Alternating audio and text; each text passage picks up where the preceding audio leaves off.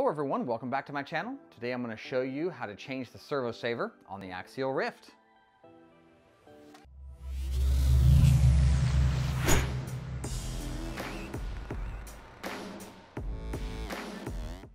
Well guys, before we get too much further, I just wanted to say thank you for stopping in and taking a look at another one of my videos, and I hope that this benefits you in some way.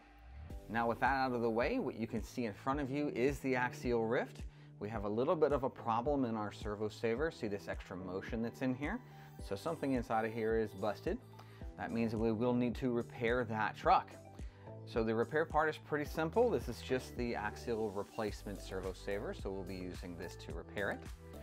Your tools here are pretty basic. You'll just need a 2mm Allen wrench. And if you've seen any of my videos, you might recognize this DeWalt power driver. When you push down the trigger, nothing actually happens. As you begin to rotate the tool will respond to those inputs using a gyroscopic technology. Now you do have to be careful with this because if you over tighten screws, you'll pull threads out and damage equipment. So I do recommend hand tightening whenever possible and just using the driver to take care of most of the threading. The next thing we'll need is of course our controller and a charged battery, which I have installed in the vehicle already. This repair will be pretty simple, so we'll start by just removing this screw out of our linkage rod here and removing the screw out of our servo saver.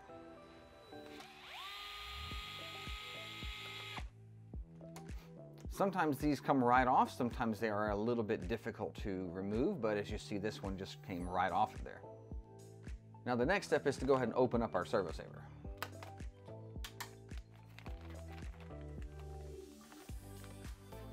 Now with the contents of our servo saver unpackaged, you'll notice that this is our replacement servo saver compared to our original one. And you'll notice there's this strange cylinder that's inside here. Now we're not going to be using that cylinder, you can throw this away. That cylinder is there to protect this against shipping damage so that this doesn't get squished and broken. You also have your servo saver base here, and this little servo saver adapter we'll just install on the back of that servo saver base. This is a little washer that's going to go on top of the servo, so we'll save that for last. Now these little C-shaped pieces are actually your servo saver spring mechanism. These servo springs nest inside of each other to protect the servo from damage if there's a hard jar on your servo. Most people that I see rebuild a servo will start nesting these springs on the servo saver base. But in this servo saver, that's going to be a bit more difficult to do because that needs to be centered on that hole as I'm pushing it up. You see it wants to nest down a little lower. And installing your servo saver cap on here will be very difficult. So instead what you want to do is you want to install these in the servo saver's cap. And you'll just nest these into each other like so. If you struggle getting these into place, you can use a little flathead screwdriver, but you see that it gave me very little trouble actually installing it. Once those springs are installed in the servo saver's top, you can install the servo saver's base. This may require some force to install it correctly, so don't let that surprise you if you have to push it. You'll notice that there was a pretty pronounced click when I did install it. Once your servo saver is built, you can install it on your linkage rod here. So we're just going to use the original screw and go ahead and install that. Like I mentioned with these power drivers, I always recommend hand tightening, but you can use this tool to go ahead and run down your screw and then hand tighten to complete.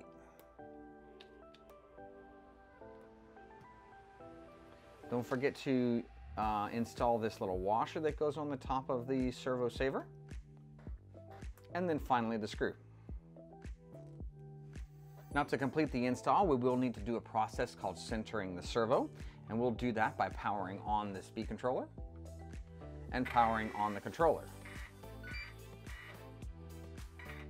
Give this system time for the AVC to initialize before you start moving around too much, and you can always test that it's ready by moving the steering and verifying that your servo is working.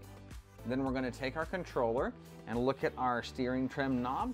The steering trim knob is a little bit off center, so we're going to go ahead and center that up. Then we will get the wheels as visually straight as we can before installing the servo saver. And then finally tightening up our screw. Just as I mentioned before, I do recommend hand tightening this screw instead of using the power tool to tighten it. Now you can verify that the steering is working and that our slop from before is gone. Now, a final tip is that when you do run your model, you might need to go ahead and trim up your steering servo, and that is pretty normal once you've done an install. But when you have centered up your servo previously, that does mean just a small little adjustment after you've been driving. Now with that replacement out of the way, let's take a look for a moment and see what's actually failed inside that servo saver. So we can take our plier here and see that there's quite a lot of slop inside of that servo saver. So if we go ahead and remove this and look inside, you can see the spring mechanism that's in there. And it looks like everything is pretty good as far as its shape goes. And looking at this one as well, I don't see any real damage or any issues there. There is a little bit of like knurling that's happening on the servo saver here. But looking close at that little spring assembly, you'll notice when I roll this over, that spring just falls out. Now, as a temporary solution, if you didn't have your servo saver handy, a replacement servo saver handy, and you wanted to drive your model, you can kind of squeeze this together a little bit with a pair of pliers and tighten that spring up.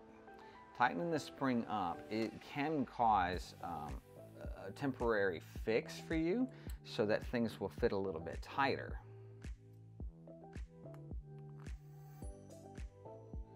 Now that I have reinstalled that tightened up spring, you'll notice that that no longer just falls out of there. We can reinstall their servo saver's bottom, and again push for a hard click,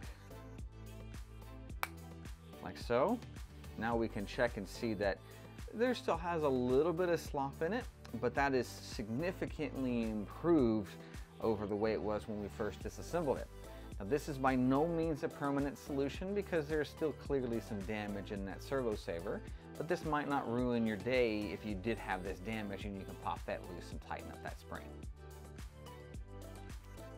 Well guys, as we wrap up this video, I hope you can see how easy it is to change the servo on the Axial Ryft. And if you benefited from this video in any way, please consider giving me a thumbs up, a subscription, and don't forget to hit that bell. If you've seen any of my videos in the past, you know that I mention this in all of them. If you're not hitting that bell, you're not getting notified when new content goes up. So go back and do that for all of your subscriptions. Well, that'll wrap it up for this one, and I hope to see you in the next one.